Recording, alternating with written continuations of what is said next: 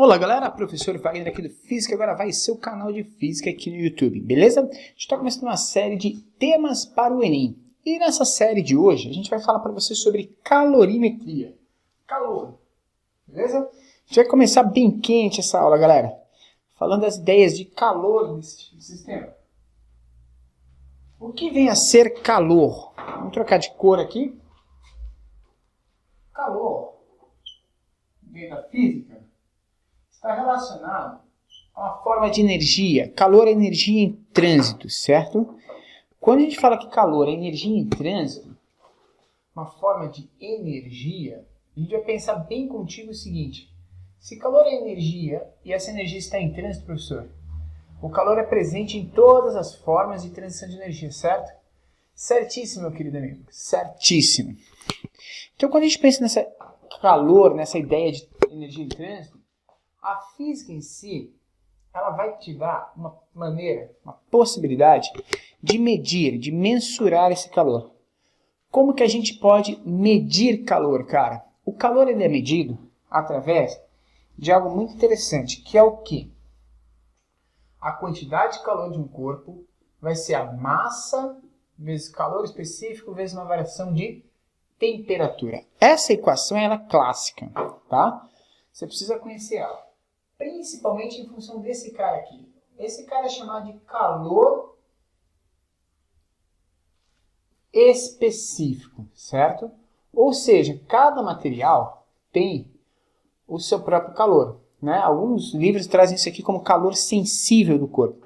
Mas é, na verdade, como que esse corpo reage a essa transição calorífica, certo? E é através desse modelo que a gente pode tentar entender as ideias de transformação calorífica, certo? Dentro de sistemas. Tranquilo?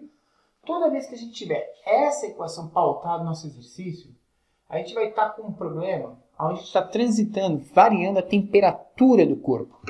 E se a gente vai transformando a temperatura desse corpo, a gente vai considerar nesse tipo de sistema que não haverá transformação de fase de agregação. Tranquilo? Na prova do Enem de 2017, a gente teve uma questão que falava dessa quantidade de calor. Ele dizia o seguinte, ó, vou projetar ali para você, vou sumir um pouquinho aqui e você vai ler esse exercício comigo. Dizia o seguinte, no manual fornecido pelo fabricante de uma ducha elétrica de 220 volts, certo? É apresentado um gráfico com a variação da temperatura da água em função da vazão para três condições, morno, quente e super quente, ok? Na condição super quente, a potência dissipada era de 6.500 watts.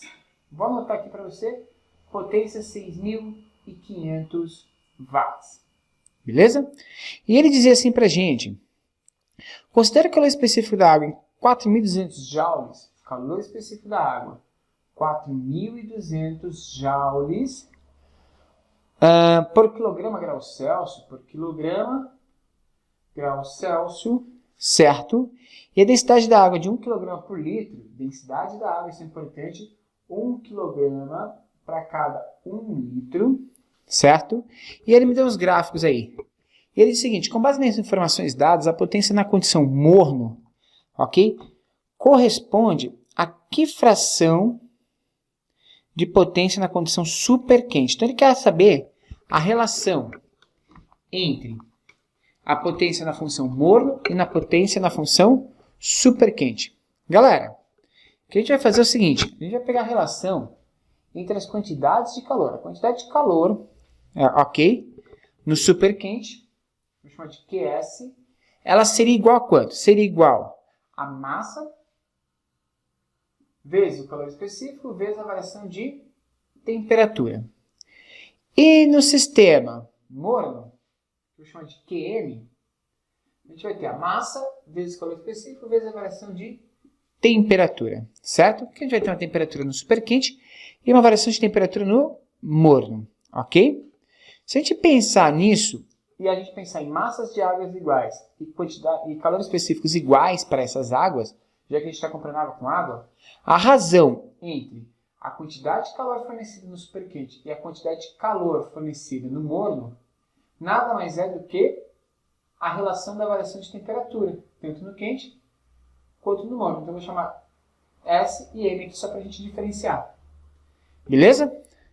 Então, dentro de sistemas que a gente está analisando o mesmo elemento, o Enem pediu para a gente analisar exatamente o mesmo elemento aqui, então a gente está analisando água com água, a quantidade de calor vai depender praticamente de como que a gente está variando a temperatura desse sistema, ok?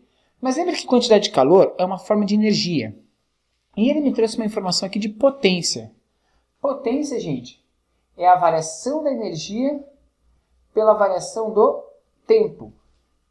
Então eu posso escrever, de certa forma, que a variação de energia de um sistema é igual à sua potência vezes a sua variação de tempo, certo?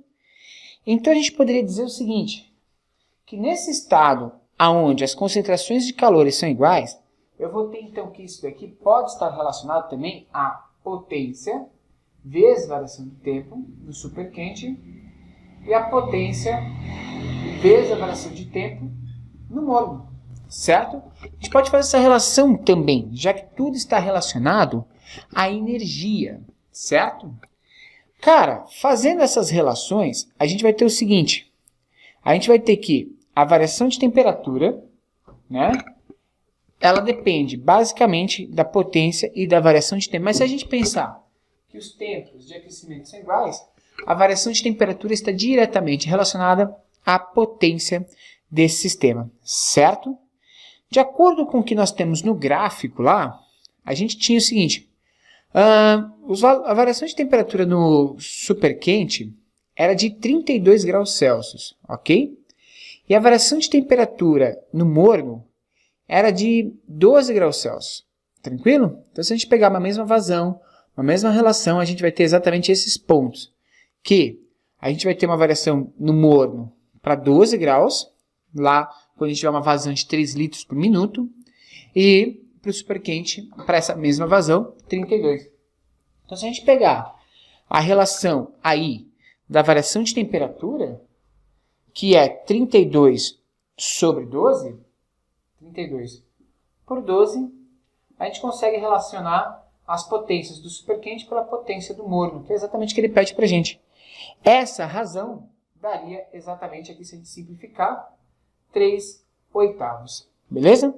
Então, olha só um exercício que aplica essa ideia de transformações caloríficas, ou seja, usa a ideia de quantidade de calor do sistema numa aplicação direta do seu dia a dia. O Enem gosta muito desse tipo de sistema. Usa coisas do seu dia a dia para resolver situações, problemas para você. Beleza? Galerinha, vamos resolver mais um exercício aí de quantidade de calor, tá? Que envolve aí essa ideia de calor de um corpo. Só que esse exercício ele é um pouco mais teórico, ele vai falar um pouquinho da ideia de transmissão de calor. Quando a gente fala de transmissão de calor de um corpo, a gente fala de 3 formas que o calor pode ser transmitido de um ponto para o outro. A gente tem a condução, que é quando existe o contato, existe uma superfície de contato, existe um meio de contato entre sistemas, e eu consigo transitar esse calor por condução. Mas para isso, eu preciso de elétrons livres, certo? Para que o calor seja transferido de um corpo para o outro. Segunda possibilidade é por convecção, que acontece normalmente em líquidos e gases. Quando a gente tem a movimentação líquido e gás, a gente consegue fazer com que o ar, ou o líquido, ou o fluido se movimentem, e aí a gente consegue fazer com que o calor consiga se movimentar nesse meio. Terceira possibilidade é a irradiação. Na irradiação dos sistemas, a gente vai conseguir transferir calor de um corpo para o outro através de ondas de radiação. É o que acontece quando eu estou aqui próximo a uma lâmpada, por exemplo. Está quente em volta dessa lâmpada porque tem radiação.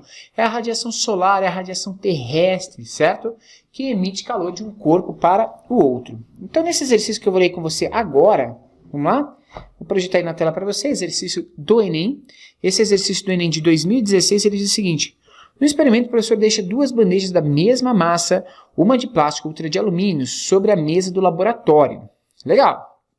Após algumas horas, ele pede aos alunos que avaliem a temperatura das 2 bandejas, usando para isso o tato. Seus alunos afirmam categoricamente que a bandeja de alumínio encontra-se a uma temperatura mais baixa. Intrigado, ele propõe uma segunda atividade, em que coloca um cubo de gelo sobre cada uma das bandejas, que estão em equilíbrio térmico com o ambiente. E os questiona em qual delas a taxa de derretimento do gelo será maior. O aluno que responder corretamente ao questionamento do professor dirá que o derretimento ocorrerá. Gente, o que vai acontecer? A gente tem duas superfícies aí, uma bandeja de plástico e uma de alumínio, certo? A de alumínio parece estar mais fria do que a de plástico, né? Logo, você primeiramente perceberia e diria para o seu professor o seguinte: professor, se ela está mais fria, ela vai demorar mais para derreter e tal, né? Mas tem nada a ver, cara. Por quê? Dentro das relações de quantidade de calor dos sistemas, a gente precisa pensar no seguinte. Gente, se eu tenho corpos no mesmo sistema, esses corpos estão lá em um determinado intervalo de tempo, esses corpos estão em equilíbrio térmico, beleza? Se eles estão em equilíbrio térmico, a temperatura deles é a mesma. O que dá essa percepção de temperatura, que um está mais frio que o outro, essa percepção que você tem, nada mais é porque esses corpos eles têm o que a gente poderia chamar de calor específico diferente. Eles roubam calor, energia do seu corpo de forma diferente, certo? Aquele corpo que ele tem os elétrons mais livres, ele vai ser um melhor condutor térmico, ele vai roubar mais calor do corpo muito mais facilmente. Logo, ele vai roubar calor da sua mão e a sua mão vai ter uma sensação de frio, certo? Não é que o corpo está mais frio, mas ele tirou o calor que estava na sua mão, que estava mais quente do que ele. No plástico, que ele faz ligações covalentes, as ligações são uma estrutura meio bagunçada, a gente poderia dizer que não rolou transferência de calor. Dessa forma, a gente pode dizer claramente para você, meu querido, que vai ter uma percepção ali que está mais quente, mas no final eles estão à mesma temperatura. Mas olha só agora aonde que vai derreter primeiro, cara. Na de alumínio ou na de plástico? Bom, se a superfície de alumínio rouba calor mais rapidamente, obviamente ela cede calor mais rapidamente. Logo, na bandeja de alumínio, o calor passa, né, de um corpo para o outro com muito mais facilidade. Então, na bandeja de alumínio, o derretimento do gelo, ok, é mais rápido que na bandeja de plástico, pois o metal tem maior condutividade térmica que o plástico, absorvendo mais rapidamente o calor do meio e cedendo esse calor para o gelo, beleza? Então a alternativa correta seria a alternativa A, nesse exercício, que vai falar que o alumínio vai pegar calor muito mais rápido, ou seja, vai fazer com que o gelo derreta muito mais rápido, beleza? Galerinha, foram 2 exercícios aí relacionados ao tema de calorimetria para você, para a gente poder começar a discutir esses problemas em física para ajudar você no seu Enem. Curtiu? Dá um like, compartilha e não deixa de se inscrever e ativar o sininho. Toda semana, novas dicas para o Enem aqui no Física Agora Vai, o seu canal de física no YouTube. Um grande abraço, até o próximo vídeo, galerinha. Valeu, tchau!